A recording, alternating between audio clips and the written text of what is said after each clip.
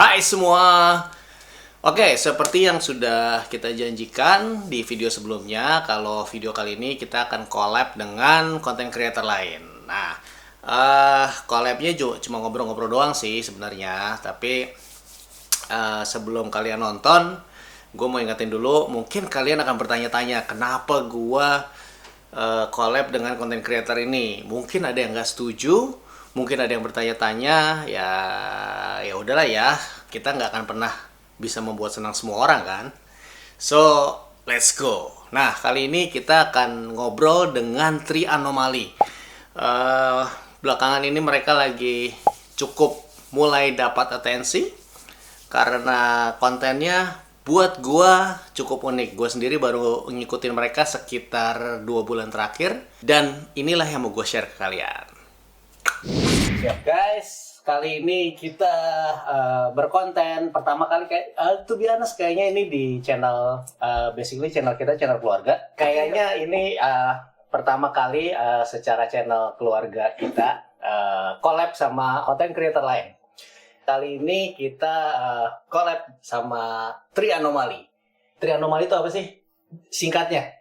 Anomali. Siapa Tri Anomali?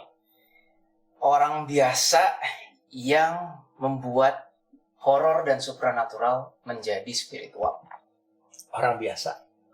Ya. Orang biasanya Alias we are not president, we are not politikus, we are not comedians, we are not artist gitu. Tapi Itu tadi karena buat gue kalian tuh bukan orang biasa.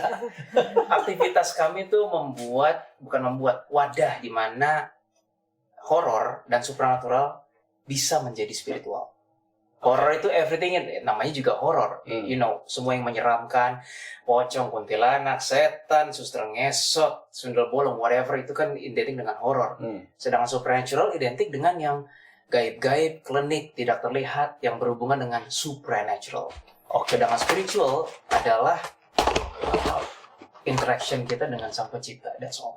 Oke, in short, kalian bisa dikategorikan dalam kategori orang-orang indigo. Gitu, betul? Sebut saja begitu. Sebut saja begitu. Karena sejujurnya gue juga nggak pernah punya interest, nggak pernah punya ketertarikan dengan dunia-dunia yang berhubungan dengan indigo dan alam lain.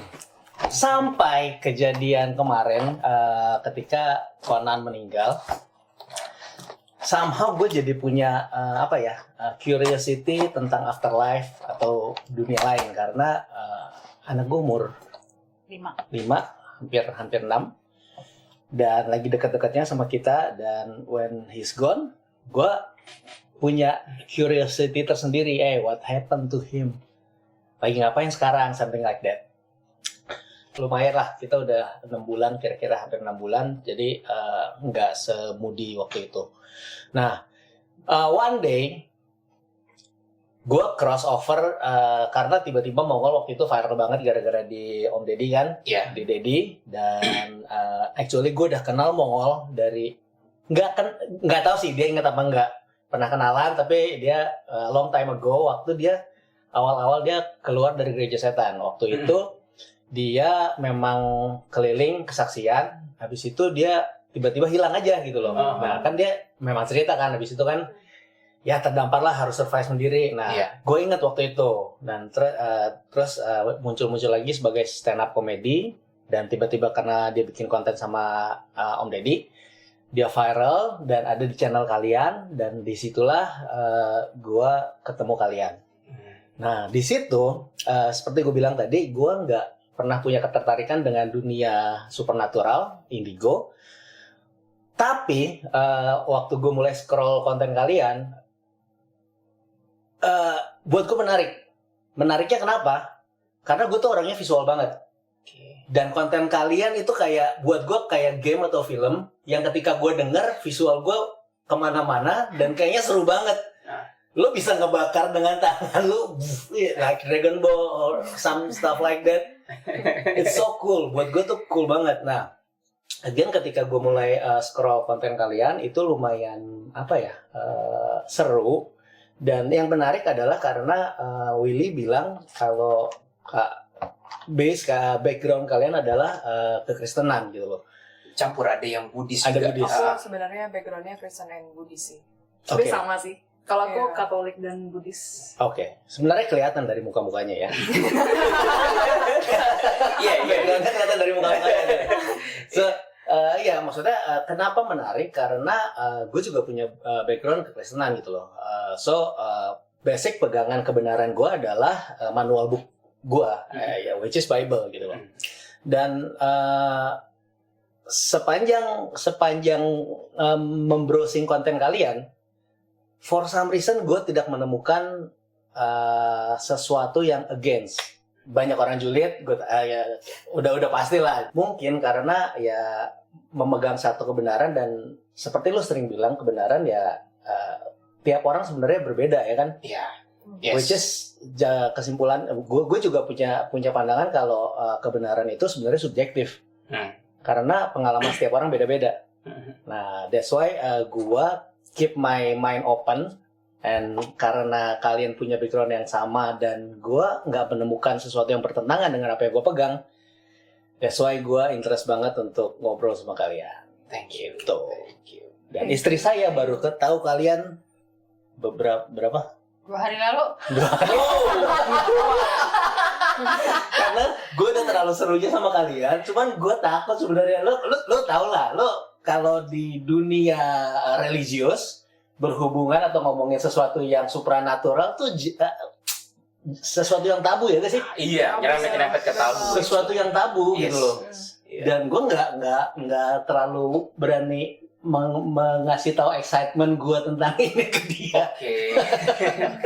Thank you atas Thank you. undangannya. Thank you kalian datang. Andre. Makasih sudah datang. Gitu. So, oke. Pertama mungkin banyak yang belum tahu tentang anomali. Gue juga pengen kenal kalian lebih dalam secara lebih ini deh. Boleh jelasin nggak sih kayak tadi kan anomali definisinya udah. Nah, tapi anomali itu tujuan kalian eksis di YouTube tuh apa sih? Apakah kalian punya misi tersendiri atau apa? Karena gini, di beberapa video kalian tuh sering beberapa kali lah nyebut tentang klien. Yes. So is it a business or branding or apakah anomali? We started sebagai grup kecil. Sebenarnya Aileen sama Jesslyn udah kenal duluan. Oke. Gue belum kenal Aileen waktu itu. Tapi pada saat Aileen kenal Jesslyn itu 2000 berapa ya? 2018. 2015. Kita 2015 Iya, kenal. pertama kali kenalan Oke. tuh dari kuliah ya Lin ya. Actually sebenarnya dia teman pertama yang aku ajak kenalan pas di Yes. masuk Kampus. masuk kampus ya. Oke. Jadi di antara semua orang dia yang kenalan dulu sama aku. Jadi Oke. posisinya dia duduk di sebelah aku gitu, terus kayak ya udah halo siapa namamu gitu. Wow, Iya. pas kenalan ada energi-energi yang berasa something aneh. Belum sih, Belum, cuman oke. kayak oh dia ramah ya. Terus Oke. lama-lama kok makin deket. Terus jadi ya tandem terus. Oke. Oh. Nah, sembari mereka Nice. kenalan, dari sisi yang lain, Jesslyn adalah murid mahasiswa gua, Iya. mahasiswa piano. Kawin itu adalah dosen aku di peminatan juga, dan peminatan tuh aku sebenarnya tuh sound design sih. Oke, so enggak, kalian kan satu kampus. Ah. Jadi kalian ketemu pas kenalan di kampus, tapi Dosennya beda. beda dosen. Jadi Ini aku beda jurusan. Kan Beda jurusan. Kan mereka Oke. Jesslyn itu sama Kawili itu kan lebih ke konten. Konten itu kayak lagu-lagu Kontemporari. pop, Iya, kontemporari. Lagu yang kayak gitu, jazz. iya lagu jazz. Iya. Sedangkan aku itu piano klasik. Oke. Nah, piano klasik dengan kontem itu agak beda dosennya. Tapi aku tahu Kawili. Iya, Aku tahu oke. sebenarnya. Paling kadang ketemu. Tapi ya Sering belum- papasan tapi nggak kenal. Iya betul. Iya. Kayak gitu. Oke. Kakak ceritain soal petasan aja ya. Iya, Nah, langsung gimana aja. awalnya mulainya? Dia waktu itu jadi mahasiswa gue, terus lagi biasa lah. Gue waktu itu lagi ogah banget ngajar, nggak tahu lagi ngamut. Terus ngobrol, teka-teki Jayus, yes, kamu tau nggak kenapa kalau petasan Cina itu yang tata itu kan ada di perkawinan Chinese gitu kan? Terus kenapa kak? Gue bilang itu supaya setannya pada budek, jadi minggir semua gitu. Seriusan, itu gue tahu dari.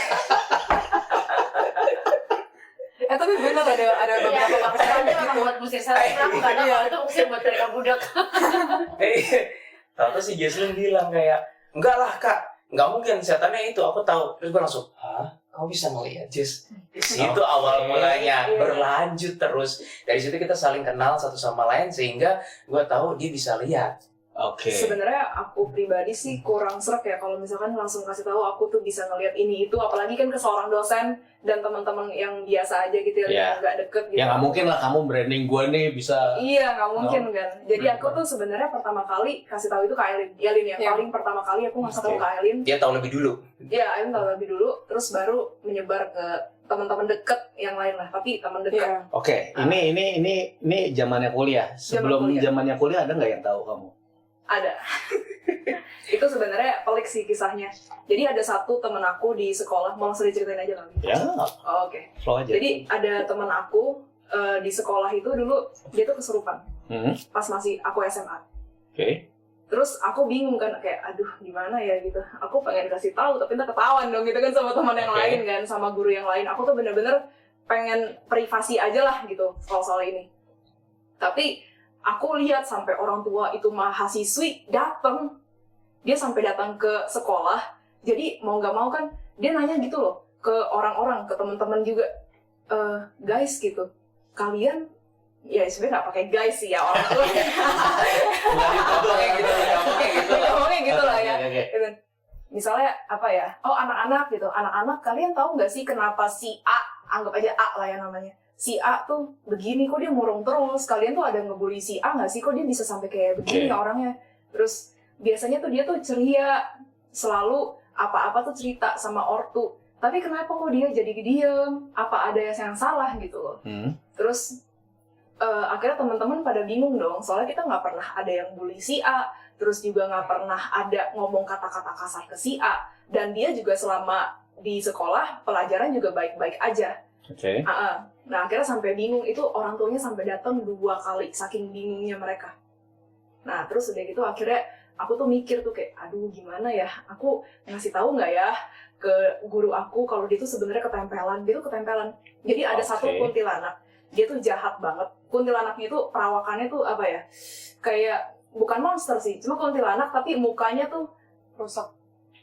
nggak rusak tapi jahat banget gitu, kayak kelihatan dia jahat banget dan auranya hitam dan gelap banget. Aku ngelihat dia tuh nempel di belakangnya si A ini. Oke. Akhirnya aku mau nggak mau udah deh biar dia sembuh, dan aku saat itu juga belum bisa ngusir ya, Hmm. karena aku pernah nyoba sekali ngusir, yang ada aku malah Ditempelin. ditempelin balik. Iya, Aduh, iya, itu. iya. Ya udah akhirnya aduh aku nggak mau ngusir kan. Aku akhirnya bilang ke guru aku, besoknya satu angkatan tahu. Jadi Atau disebarin ya. Wah, Jadi terkenal dalam sehari dia. Iya, jadi terkenal dalam sehari. Gurunya tukang gosip juga berarti ya? Iya, Terus dia temen-temenmu takut gak deketin kamu? takut. Terus dia tanya kan, ada satu gitu ya, anggap aja namanya siapa B, tadi kan A kan, sekarang B lah ya, ini teman yang lain. Dia tuh sebenarnya nggak pernah deket sama aku sih, cuman ya udah kayak say hello doang, cuma papasan doang. Terus dia nanya, Jus di belakang gua bisa kan nggak gitu? Terus udah gitu aku bilang, ya sebenarnya ada sih, ada Kunti di situ gitu. Terus dia langsung, wah anjir gitu. Terus langsung lari, langsung keluar kelas gitu, padahal masih jam pelajaran. Iya lah, siapa yang gak lari? Iya, tapi beneran ada. Aku tuh bukannya bohong-bohong, emang beneran ada. Itu Kunti penunggu kelas gitu sih sebenarnya. Jadi Cuma bukan iseng gak aja, gangguin, bukan bukan gangguin gangguin dia kan? Enggak, Cuma emang ada di situ aja gitu Emang ada kan? di situ aja. Oke. Iya, itu sih. Definisi tadi ngomong ketempelan, ketempelan itu kan gue nggak bisa lihat, gue nggak tahu. Jadi ketempelan bener-bener nempel di badannya atau kayak film Shutter dulu ada yang gendong atau gimana? Bisa ketempelan, Bisa. bisa gendong, bisa nggak cuman jalan di belakang, Pokoknya ngikutin kemana aja ngikutin gitu. kemana pun. Oke. Tapi bukan Iya. kerasukan, beda. Beda. Beda. Beda. Kalau kerasukan masuk ke dalam ya Masuk, kan? Iya. masuk. Oke. Iya. Oke, itu oke backgroundnya Jesslyn Jesslyn. tadi. Iya. Terus kenapa tadi bisa nyampe ke situ? Yang petasan, petasan. petasan, oke. Ya, jadi setelah petasan itu kita saling cross check. Biasalah gue sebagai dosen, Oke. kapan lagi gue punya mahasiswa bisa ngeliat? Oke. Gue tanya, siapa yang ngikutin gue? Dimanfaatin guys. Siapa yang ngikutin gue, Jess? Bilangnya kan saya, kamu kan? Jess, siapa yang ngikutin saya? Nggak ada, Kak. Nggak puas, nggak ada yang ngikutin. Pengennya pengen ngikutin gitu. Oke. Masa nggak ada gitu? Punya followers ya? Orang lain pengen gitu. Orang lain pengen nggak ditempelin, gue malah pengen. Punya followers kacau dong lah. zaman sekarang. Ya itu. Terus nggak ada. Tapi tiba-tiba gue ngerasa kayak, Jess, jangan-jangan kamu juga bisa ngeliat energi gitu kan. Waktu itu gue belum ngaku ke dia bahwa gue ngerasa ada yang aneh nih dengan energi ini. Oke. Terus coba Jess, kok bisa lihat ini nggak? Gue sendiri nggak bisa ngeliat yang gue kontrol itu kan. Kayak gimana sih energinya kayak gini? Rasanya kalau kayak kita lagi di air di kolam renang gitu, tapi kepalanya doang itu, terus kayak kita di ayun-ayun gitu. Oke. Persis kayak gitu. Bedanya kan kalau gelombang renang itu kan nggak bisa diatur kan. Nah. Ini gelombang yang bikin gue ayun bisa gue atur. Oke. Gue pikir gue hipertensi. Serius, Oke. sampai berkali-kali ngukur sampai gue masa baru umur segini udah hipertensi ini mati muda gue pikir kan. Oke. Beneran gue pikir gitu. Nah, and then ternyata gue pikir kalau gue narik nafas mungkin dia begini, kalau gue buang nafas begini. Enggak, men. Si gelombang itu independen, alias gue buang nafas nggak buang nafas bisa diatur pakai ini. Gue tahan nafas kosong tuh gini. Tahan kosong ya. Harusnya kan nggak ada apa-apa kan, tapi bisa tetap gue atur gelombangnya. Oke. Aneh. Oke. Gue pikir gue nggak hipertensi, gue tanya Jesslyn, ternyata dia itu energi apa kak? Baru gue tahu yang nggak bisa gue lihat pakai mata, namun gue bisa kontrol itu something called energy. Energi apa gue nggak tahu.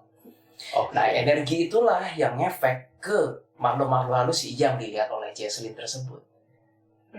Kenapa gue taunya? Oke. Karena ketika gue mainin gini, Jesslyn bilang, kakak itu arwah yang di situ siapalah gitu misalnya, itu kaget, itu apaan? Seriously Jess? Cobain tembak gitu. Beneran kok. Akhirnya tembak. Itu awal-awal, tapi nggak boleh ada niat jahat. Nggak nyaman mereka.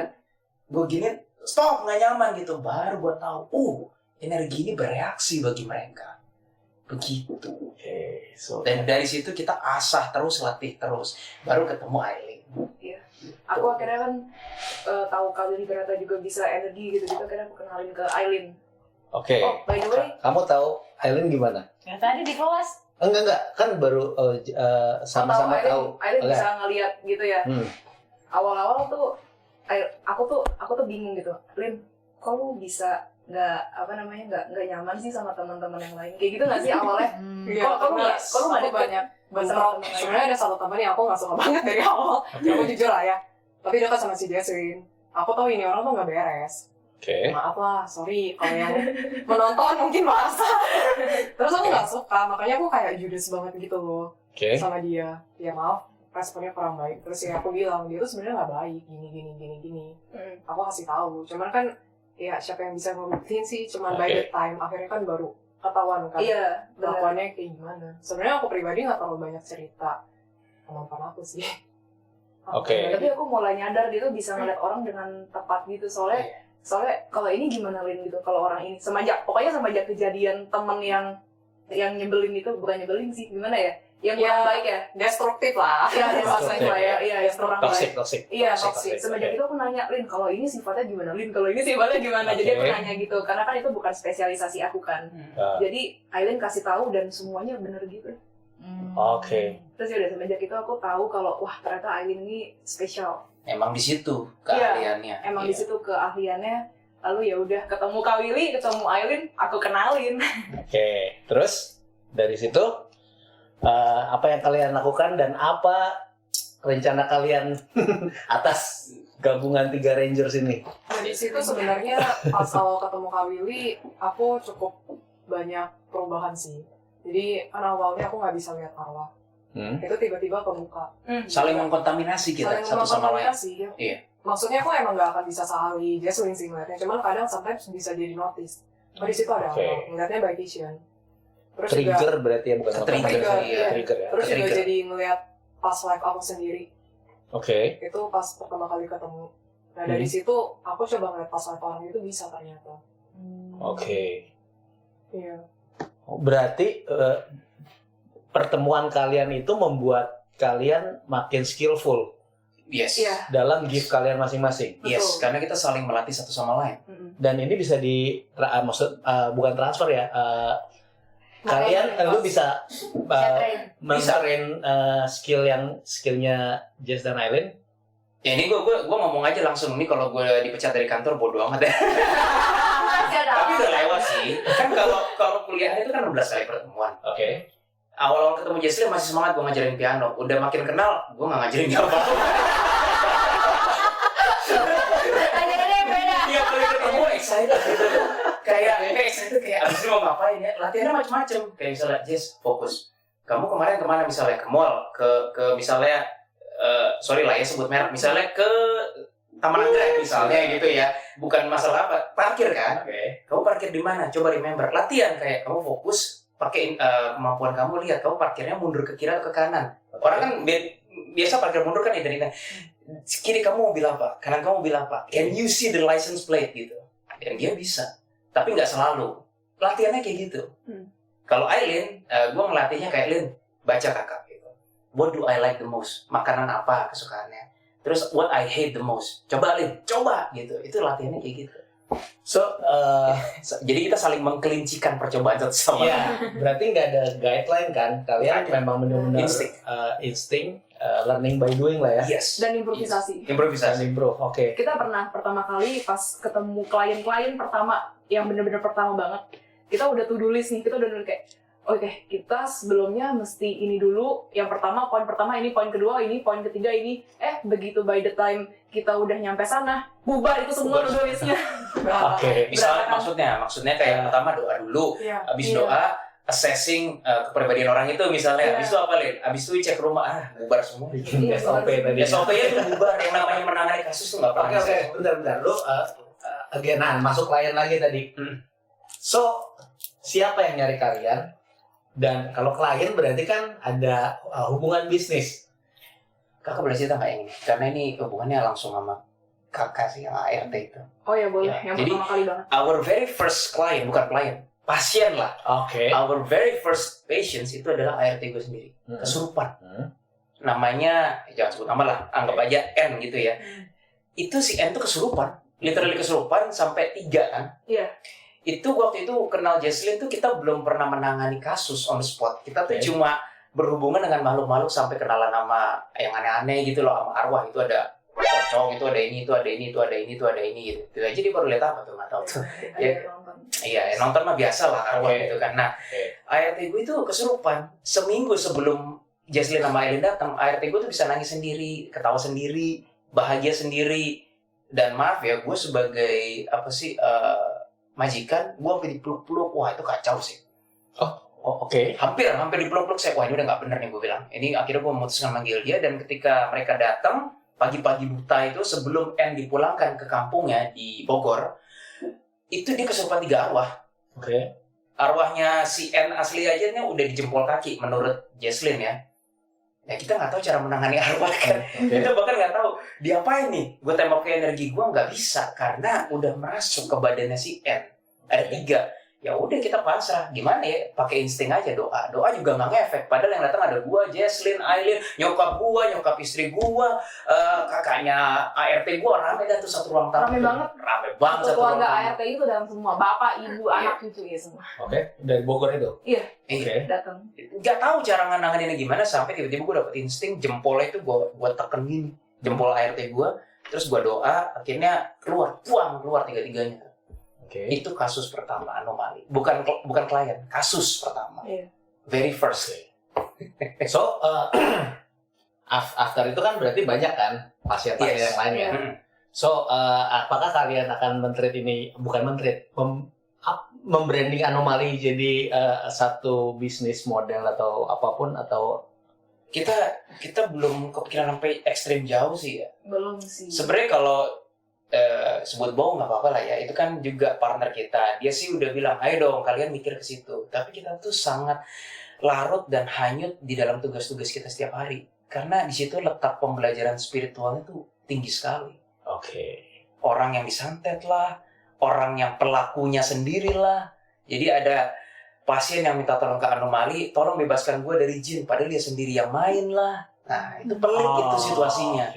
Ada yang memang disantet, urusan bisnis, percintaan, saingan bisnis, dan bawahan sakit hati sama atasan. So many things.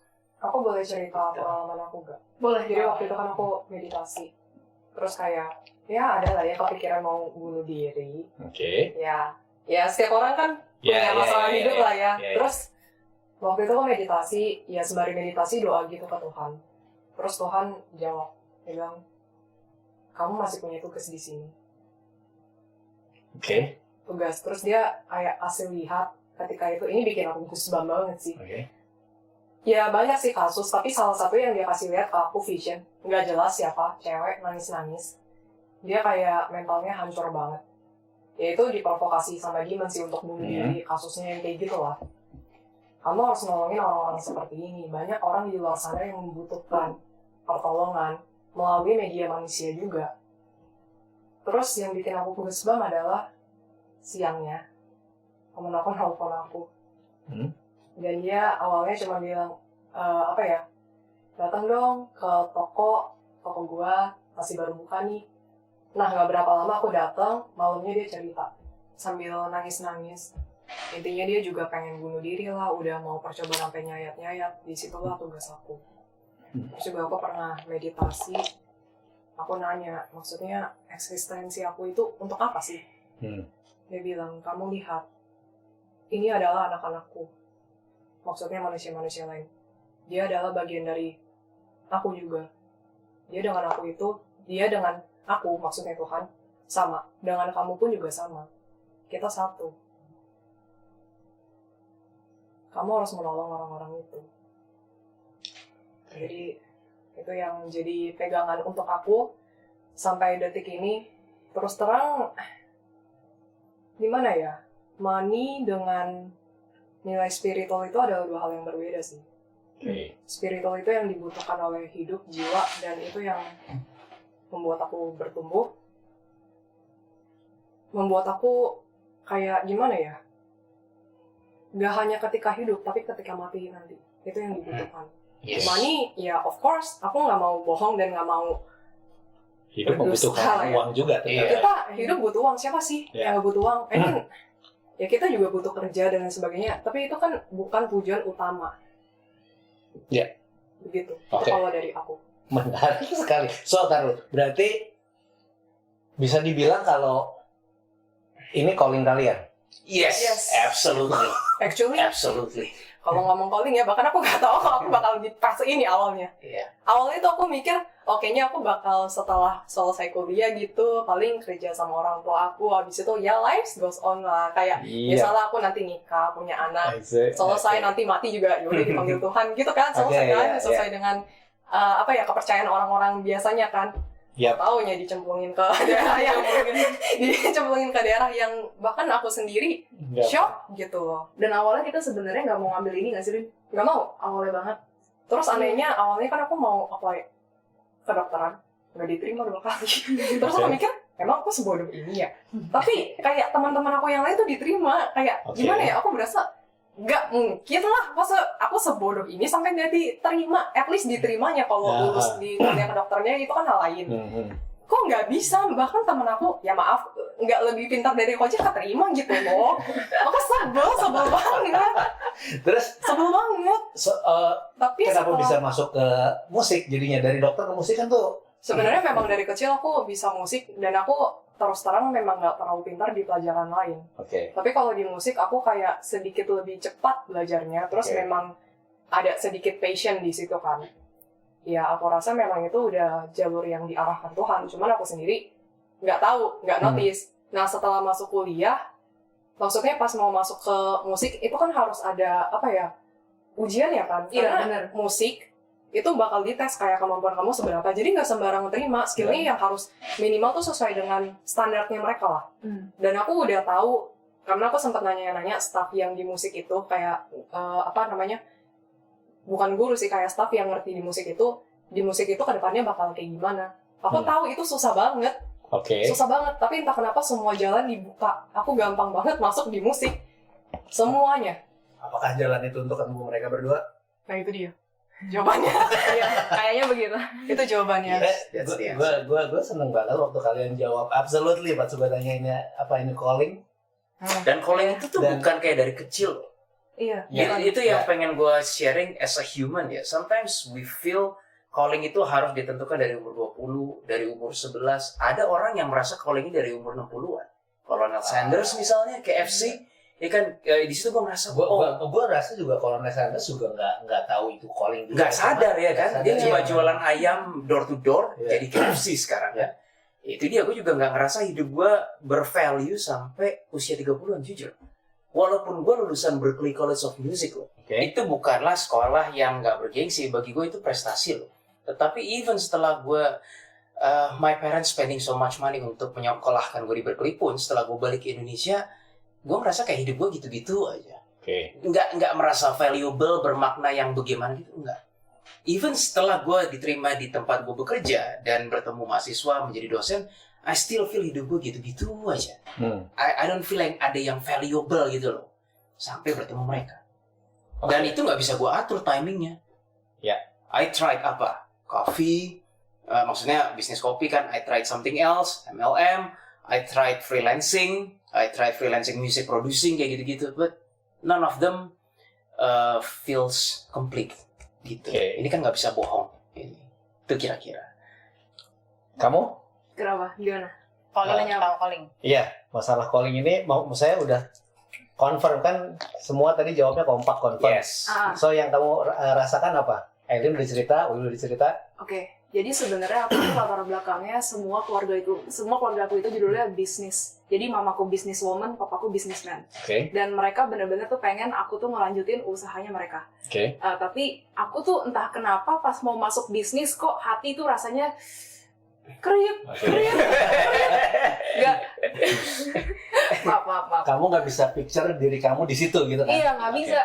Kok aneh ya gitu. Padahal udah kamu masuk aja di sini nggak apa-apa gitu, kamu sekolah aja di sini, bahkan aku udah disuruh berangkat ke Amerika, tapi aku nggak mau banget, sampai akhirnya gue mesti ngambil apa ya gitu. Nah, aku dari kecil itu aku ngerasa kuping aku itu tajam banget, jadi per frekuensi itu aku bisa dengerin secara detail dan jelas. In term of music atau apapun. Bunyi apapun. Aku ini sedikit informasi. Aku kalau nonton di bioskop itu selalu tutup kuping. Aku nggak bisa dengar suara keras. Itu sebenarnya terkait sama past life-ku yang meninggal karena ledakan bom. Wow. Iya. Jadi semenjak itu aku pas reinkarnasi jadi Jesslyn yang sekarang, kuping aku sangat amat sensitif.